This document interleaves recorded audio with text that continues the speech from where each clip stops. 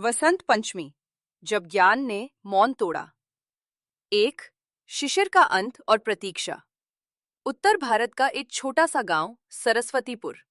नाम भले ही सरस्वती का था, पर वर्षों से वहां ज्ञान का प्रवाह सूख सा गया था।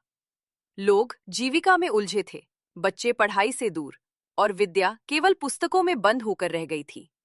शिशिर ऋतु अपने चरम पर थी। पेड़ नंगे थे, हवाओं में ठंड की तीखी धार थी, और मनुष्यों के हृदय में भी एक अजीब सी ठिठुरन समाई हुई थी। पर प्रकृति मौन नहीं रहती। वह हर अंत के बाद एक आरंभ रचती है। गांव के बाहर बहती सरस्वती नदी, जो अब केवल एक पतली धारा भर रह गई थी, मानो कुछ कहना चाहती थी। 2. आचार्य सोमदेव और उनकी प्रतीक्षा। गांव में एक वृद्ध आचार्य रहते थे। आचार्य सोमदेव, श्वेत दाढ़ी, शांत मुख मुद्रा और आंखों में अपार करुणा। वे प्रतिदिन प्रातः नदी तट पर बैठकर मौन में प्रार्थना किया करते। उनके शिष्य कभी बहुत थे, पर समय के साथ सब बिखर गए। एक दिन एक बालक उनके पास आया, माधव। गुरुदेव, माधव ने पूछा, लोग कहते हैं कि ज्ञान का समय चला गया है। क्या सच में विद्या अब इस युग में व्यर्थ है? आचार्य सोमदेव ने आंखें खोली, मुस्कुराए और बोले, वत्स, जब तक वसंत आता रहेगा, तब तक विद्या कभी व्यर्थ नहीं होगी। 3. वसंत पंचमी का आगमन। शिशिर की लंबी रातों के बाद एक सुबह आई, कुछ अलग सी। हवा में ठंड कम थी, सूर्य की किरणों में सौम्यता थी, और खेतों में सरसों के पीले फूल खिल उठे थे। वह दिन था माघ शुक्ल पंचमी, जिसे लोग वसंत पंचमी कहते हैं। गांव की स्त्रियों ने पीले वस्त्र पहने, बच्चों ने पहली बार तख्ती कलम हाथ में ली, और मंदिर के द्वार वर्षों बाद फिर खुले। 4. सरस्वती का आवाहन। आचार्य सोमदेव ने शिष्यों को बुलाया। उन्होंने नदी तट पर एक छोटा सा यज्ञ रचा और कहा, आज वो दिन है जब ज्ञान स्वयं पृथ्वी पर उतरता है।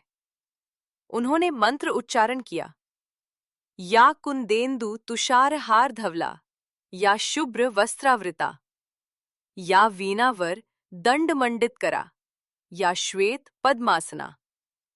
मंत्र के साथ वातावरण बदलने लगा। हवा में मधुरता घुल गई, नदी की धारा तेज हो गई, और तभी एक दिव्य प्रकाश प्रकट हुआ। 5. मां सरस्वती का दर्शन। श्वेत कमल पर विराजमान, हाथों में वीणा, नेत्रों में करुणा और शांति, मां सरस्वती स्वयं प्रकट हुईं।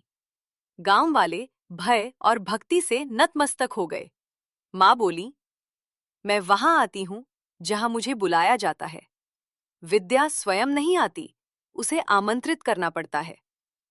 उन्होंने माधव की ओर देखा, वत्स, क्या तुम सीखना चाहते हो?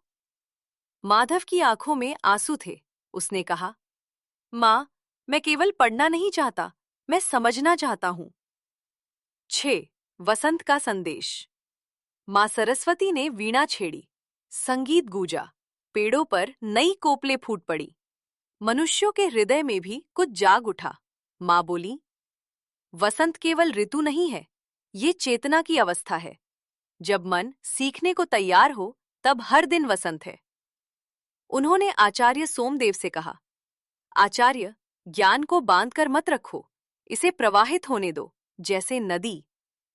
7. विद्या आरंभ संस्कार। उसी दिन गांव के सभी बच्चों का विद्यारंभ संस्कार हुआ। पहली बार वर्षों बाद कलम चली, शब्द बने और मौन टूटा। माधव ने पहला अक्षर लिखा, ओम, और ऐसा लगा मानो स्वयं ब्रह्मांड ने उस अक्षर को स्वीकार किया हो। 8. परिवर्तन की शुरुआत। वसंत पंचमी के बाद गांव बदलने लगा। बच्चे पढ़ने लगे, स्त्रियां गीत गाने लगीं, किसान आशा से खेत जोतने लगे। ज्ञान केवल पुस्तकों में नहीं रहा, वह व्यवहार में उतर आया। 9. माधव का संकल्प। माधव अब प्रतिदिन आचार्य के पास पढ़ता। एक दिन उसने कहा, गुरुदेव, मैं बड़ा होकर क्या बनूं?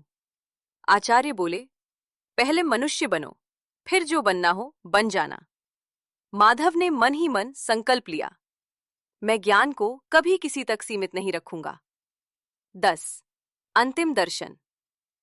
एक वर्ष बाद फिर वसंत पंचमी आई। गांव हंस रहा था, नदी बह रही थी, विद्या जीवित थी। आचार्य सोमदेव नदी तट पर बैठे आंखें बंद किए मुस्कुरा रहे थे। माधव ने देखा, मां सरस्वती फिर आईं।